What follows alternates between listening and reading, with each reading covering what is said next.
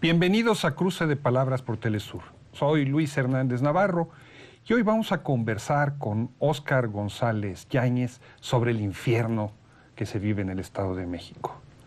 Óscar es dirigente nacional del Partido de Trabajo, un partido que ha sido muy solidario con la revolución bolivariana y con las luchas de liberación de los pueblos de Latinoamérica, y ha sido también alcalde del municipio de Metepec, uno de los más ricos del país, diputado federal y diputado local por el Estado de México.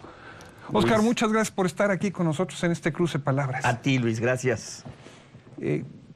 Curioso la situación en el Estado de México, ¿no? El estado del presidente, el estado de un grupo económico político muy poderoso, el grupo Atlacomulco, ¿no? Y sin embargo un estado marcado por enormes desigualdades que no se han convulsionado.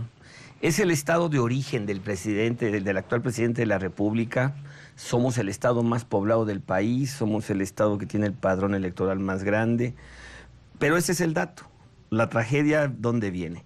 Somos el estado que tiene más feminicidios, somos el estado que tiene más asesinatos dolosos, 2,000 asesinatos dolosos por año, uno cada 6 horas.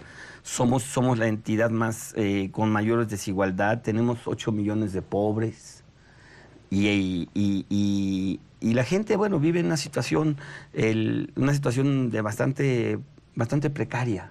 Los feminicidios. El último dato es que hasta octubre, principios de octubre de este año, se habían registrado 192 feminicidios, 4 menos del total del año pasado, que fueron 196. Una tragedia, No, bueno, ser mujer en el Estado de México sí es bastante riesgoso. Nosotros los últimos años prácticamente se ha cometido un feminicidio 1 al día, prácticamente. Cerca de 1 al día. Y es algo que por más que se han prendido las alertas, la alerta que puso la Secretaría de Gobernación junto con el gobernador, pues no se ha podido detener y sigue esta desgracia. Ecatepec es el municipio de donde es el gobernador. El municipio más grande es el más poblado del país, tiene cerca de 3 millones, es donde más hechos contra las mujeres y feminicidios se han llevado a cabo. Acaban de encontrar 2 mujeres asesinadas dentro de maletas. No, bueno, en el estado te puedes encontrar los casos más inverosímiles, lo más inverosímil. ¿Pero de dónde viene ese odio hacia las mujeres? De la descomposición social. Hay una descomposición social que lo genera fundamentalmente la pobreza y la falta de esperanza y la falta de rumbo. No, o sea, tú eres un joven en el Estado de México y no puedes tener acceso, no tienes empleo y no puedes tener acceso a educación. La universidad atiende alrededor del 3% de la demanda. Entonces tienes 97% de los jóvenes que quieren estudiar bachillerato y a la universidad están fuera. Ninis, como les llaman, ni estudian ni trabajan. Como algunos les llaman ninis, que ni estudian ni trabajan, y de ahí viene una descomposición social y se recarga en esta agresividad y odio hacia las mujeres. Sí hay una gran descomposición, ¿no? ¿Y se ha hecho algo para tratar de evitar clima de odio hacia las mujeres? Lamentablemente, como el negocio en el caso de la educación es lo que prevalece, más de la mitad de las escuelas son privadas. O sea, el Estado ha abandonado su responsabilidad de educar y en consecuencia esa falta de cultura te lleva al no respeto al otro género por parte fundamentalmente de los hombres. Porque los hombres ven a las mujeres como objetos, no las ven como otro ser humano, ¿no? Producto de esa falta de educación, esa falta de cultura, ¿no? Y dentro del Estado han habido movilizaciones, protestas, denuncias organizadas.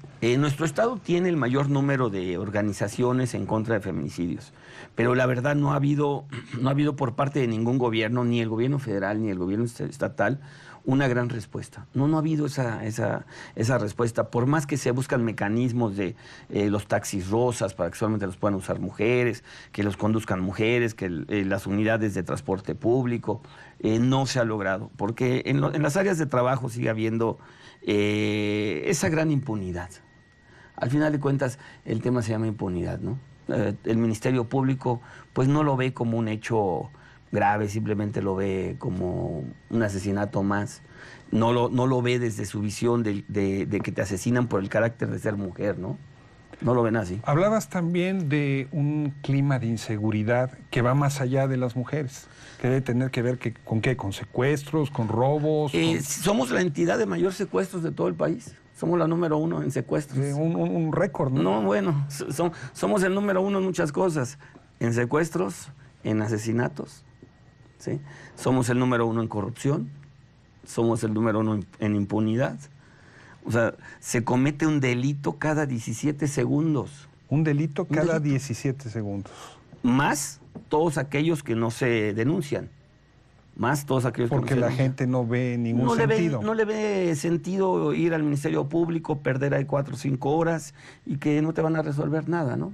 Y son delitos menores, vamos a llamarle, que te roban un espejo, cosas menores de un auto. Entonces la gente dice, mejor no denuncio ya. Pero se cometen uno cada 17 segundos. Una barbaridad. No, bueno, yo no creo que haya ningún lugar en el mundo que suceda. ¿Y la policía? Pues es la más corrupta del país, la número 1. Otro mérito, otra medallita, está en el medallero. Es un gran negocio, la policía, es un gran negocio, la inseguridad es un gran negocio. ¿Cómo es eso? Es un gran negocio para el policía de base, de barrio, para el policía mando medio y para el jefe superior. O sea, la delincuencia genera una gran actividad económica para todos aquellos sectores que se dedican a la corrupción. Pues eso solo se puede complementar entonces con el florecimiento de empresas de seguridad privada. Sí, claro, pero... ¿También son el número 1 en eso? No sé si seamos el número 1, a ese dato sí te lo debo. Pero, por ejemplo, tenemos 30,000 policías y 18,000 de sistema para prestar seguridad privada, pero por parte del gobierno. O sea, tú tienes un negocio y le pides al gobierno, oiga, yo quiero policías aquí, y de esos 18,000 te los asignan. Pero todos esos están confabulados. Es lo que yo le llamo crimen organizado. O sea, estás sugiriendo que de día los patrulleros llevan uniforme y en la noche se quitan el uniforme para delinquir. Eso te lo digo que sin problema alguno. Porque... O sea, no lo estás sugiriendo, lo afirmas. Te lo estoy diciendo. A ver, tú tienes a un compañero policía y tú le dices, oye, ¿a qué horas puedo ir a robar? ¿A qué horas puedo ir a robar? Es un gran negocio. Es un gran negocio. Yo te insistiría en el caso del crimen organizado. O sea, quien dice, crimen organizado, más de 2 ciudadanos que se organizan para delinquir. No. Son sectores de la sociedad. O sea, está involucrado los policías, el Ministerio Público, los jueces, los gobernantes, los políticos. Todo el mundo está ahí involucrado. Pero curiosamente es una de las entidades donde está uno de los más importantes penales de alta seguridad. Ah, bueno, el penal del Altiplano. Sí, pero es el donde se ha llevado a cabo los escapes más importantes del mundo, ¿no? Que es el personaje del Chapo Guzmán, ¿no? Que es el penal del Altiplano.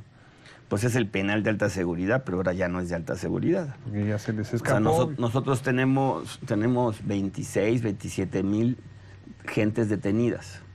En el Estado de México. Solo en el Estado de México, en condiciones deplorables. O sea, las cárceles son... Deplorables, donde la gente tiene que dormir de pie.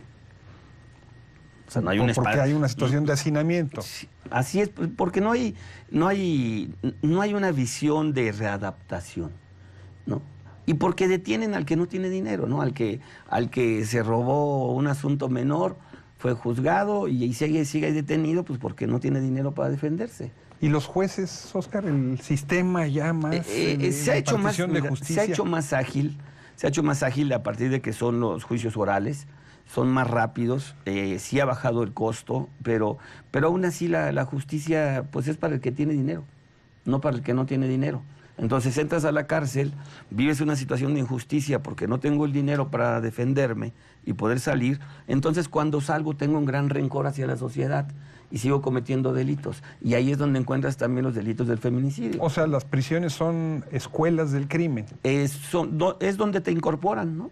Donde te incorporan. Porque dices, bueno, a ver, vas a ir a un empleo ¿cuánto te van a pagar? ¿Cuánto te van a pagar? Bueno, es un estado cambio, industrial, se supone que hay sí, muchísimos empleos ahí. Pero vas a ganar 100 pesos al día. En cambio, si te dedicas a la delincuencia, puedes ganar 500, 1,000 pesos al día.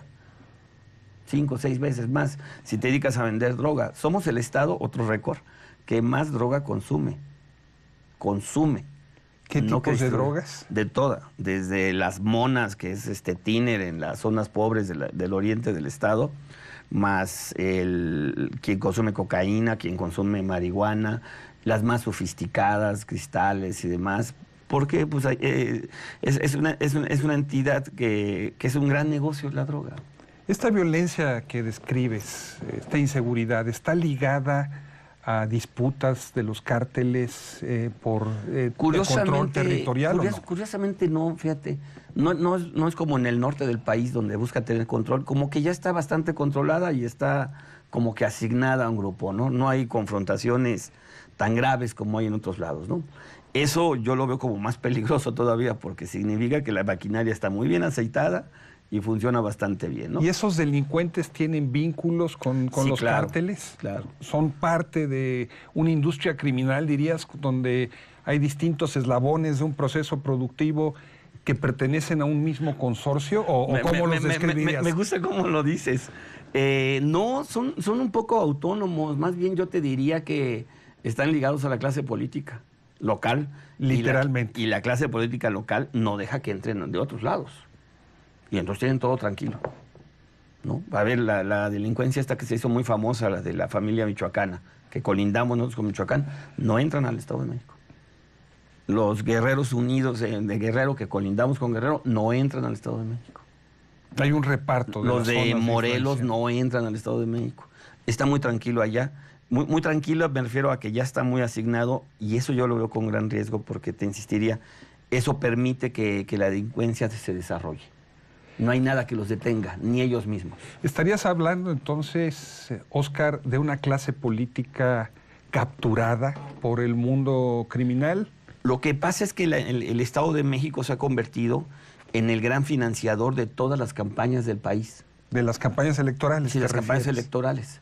Y gran parte del dinero viene de ahí. Entonces ya se convirtió en una necesidad tener ingreso de estas áreas delincuenciales para poder financiar otras campañas en el país. Por eso es un grupo político muy fuerte el del Estado de México. Estás haciendo una acusación muy fuerte. ¿Qué te parece si para matizarla le damos un tiempo y vamos a una pequeña pausa? Con Ustedes gusto, los gracias. invitamos a que continúen con nosotros en este cruce de palabras.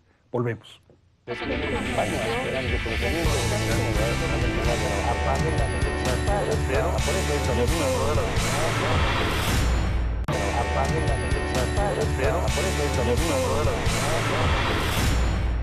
Estamos ya de vuelta en Cruce de Palabras, conversando con Óscar González, dirigente nacional del Partido de Trabajo, que como decíamos, ha sido un instituto muy vinculado a los procesos de liberación en América Latina y a la revolución bolivariana en particular.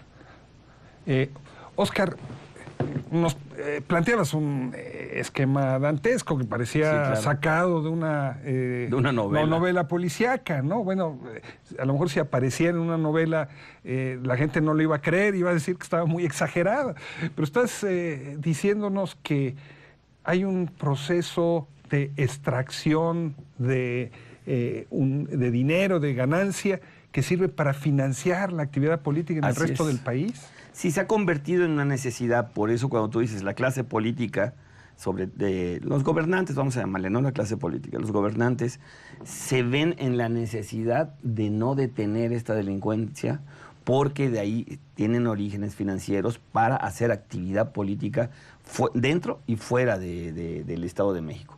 Por eso está este escenario tan dramático con la delincuencia, ¿no?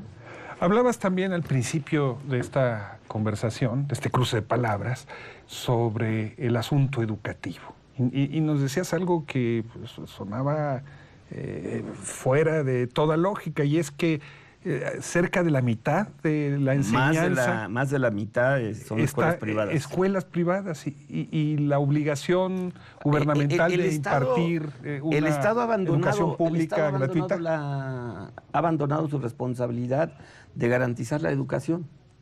Estoy hablando sobre todo a nivel de bachillerato y universidad. Podríamos pensar que en primaria y secundaria, digamos, hay un cierto nivel de atención.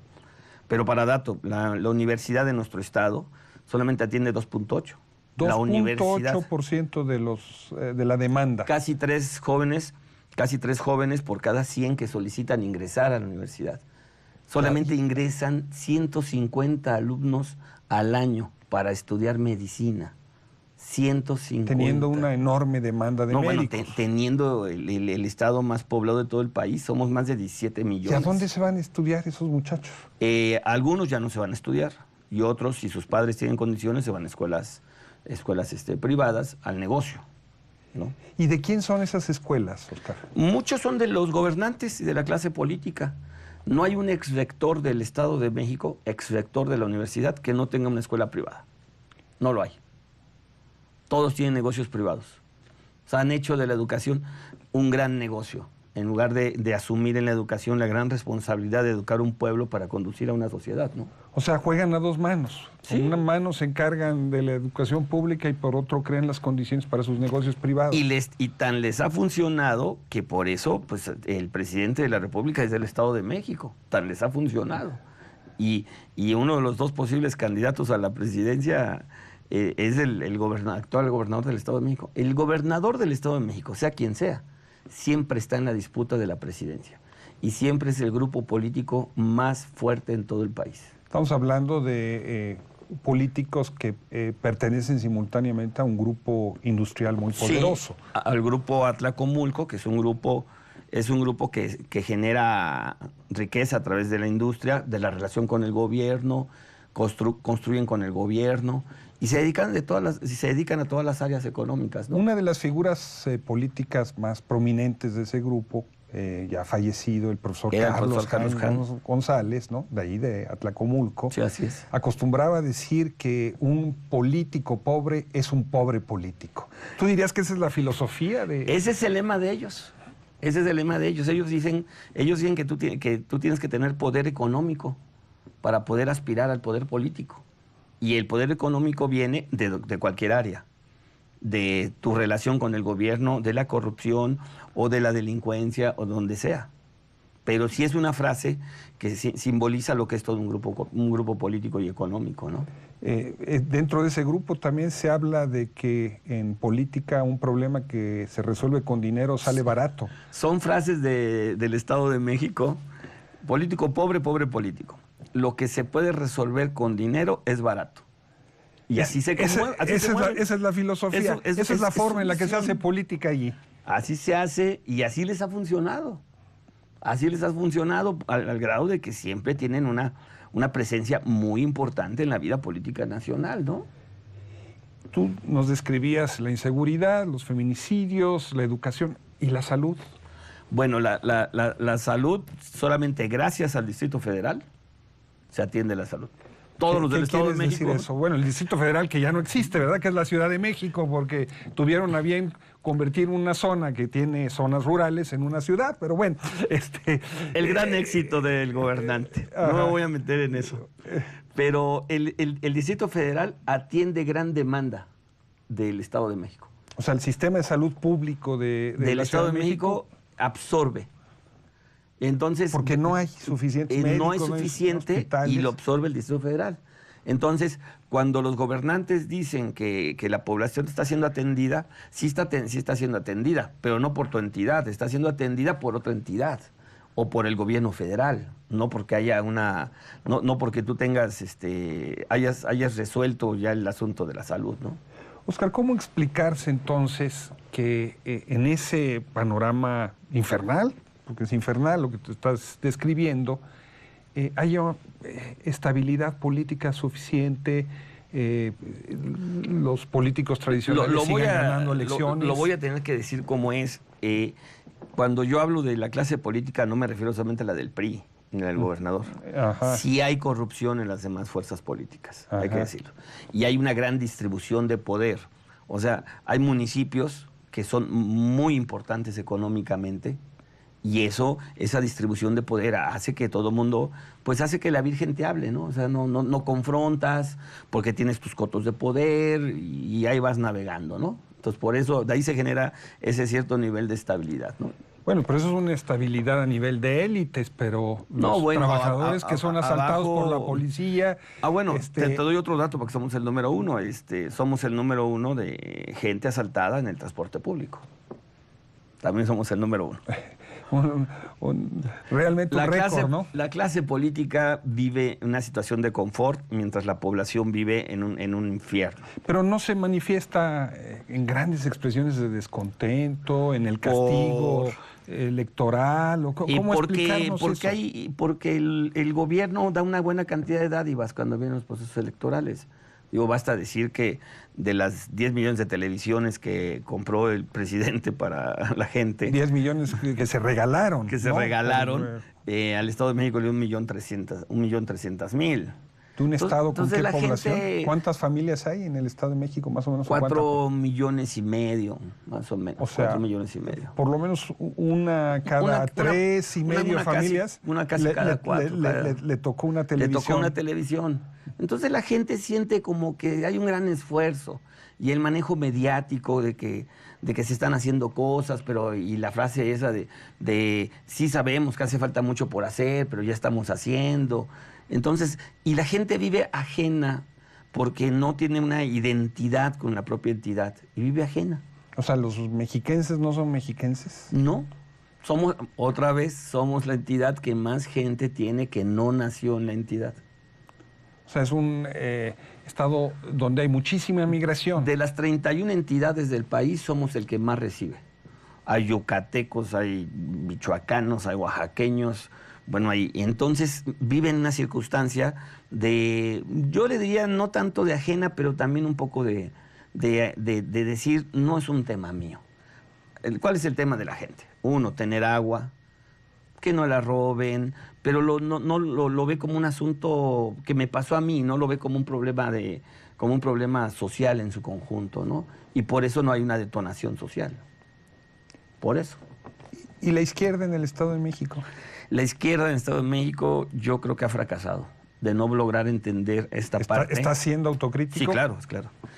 Hemos fracasado en el sentido de que si tú tienes condiciones sociales donde hay una gran molestia social, hay pobreza, hay esta inseguridad y hay esta descomposición política, no hemos sido capaces de articular ese descontento social, convertirlo en una fuerza política que pueda derrocar a este grupo político, ¿no? Pero irónicamente en el Estado de México han habido una gran cantidad de movimientos urbanos Sí. alternativos, de luchas campesinas, de protestas magisteriales, y entonces en la de gran luchas mayoría, obreras en la década de los 70s, 80s. en la gran mayoría entró esta frase: político pobre, pobre político, y lo que con dinero se puede comprar es barato.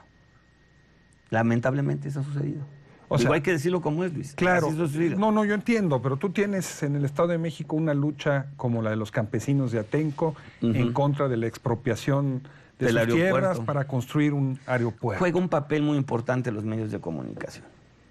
Un papel muy ¿Cómo sería importante. eso? La gente si la gente sí es manipulada, y esa parte es una derrota que sí hemos tenido nosotros. O sea, nosotros no hemos sido capaces de concientizar a la gente, de decirle que podemos derrocar a este grupo político para generar mejores condiciones de vida. Y nos ha ganado los medios de comunicación. Digo, así está. No tenemos medios de comunicación locales. ¿Dirías entonces, por esta descripción que haces de cómo este grupo político tiene, bueno, ya no solamente el poder a nivel nacional y del Estado, sino también ramificaciones por todo el país, tú dirías que una verdadera democratización del país necesita obligatoriamente pasar por una democratización del Estado de México? Podría decirse que el Estado de México podría ser el gran indicador de que nuestro país está avanzando. Sí podría decirse. Digo, pues representamos el 13, 14% de toda la población del país. Entonces sí puede ser un gran indicador. A diferencia de la Ciudad de México, la Ciudad de México es una gente muy politizada, muy consciente, dentro de sus niveles, y nuestra entidad no. A pesar de ser vecinos, Pues es que tienes de compartir zonas. Eres migrante, vienes de la pobreza de Guerrero, te instalas acá, vienes de la pobreza de Tlaxcala, te instalas aquí, de la pobreza de Oaxaca, te instalas acá. Y entonces en lo que construyes tu conciencia ya estás en otra cosa. Y la gente, por eso todos esos movimientos sociales duran 10, 15, 20 años y después se van diluyendo. O el Estado los coopta. O generan movimientos sociales que canalicen ese descontento social. Le hace, por ejemplo, instalar Antorcha Campesina, ¿no? Que es un instrumento. ¿Qué es Antorcha Campesina? Es un movimiento, es una organización que muy afín al poder les da concesión política para que canalice ese descontento, ¿no? En un minuto, Óscar, ¿qué le espera al Estado de México? Si el Estado de México no reacciona el próximo año en las elecciones y todo este gran descontento social no se expresa electoralmente, pues va a seguir caminando este grupo de poder tranquilamente, ¿no? Yo esperaría que la gente tomara conciencia de que puedes tener un mejor Estado de México, ¿no? Sí puedes tener. Y que puedes construir una mejor historia, ¿no? Que una mejor historia es posible, ¿no? Para el Estado.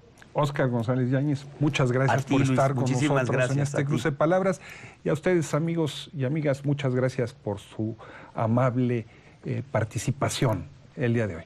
Los esperamos en la próxima, aquí por Telesur. Pero,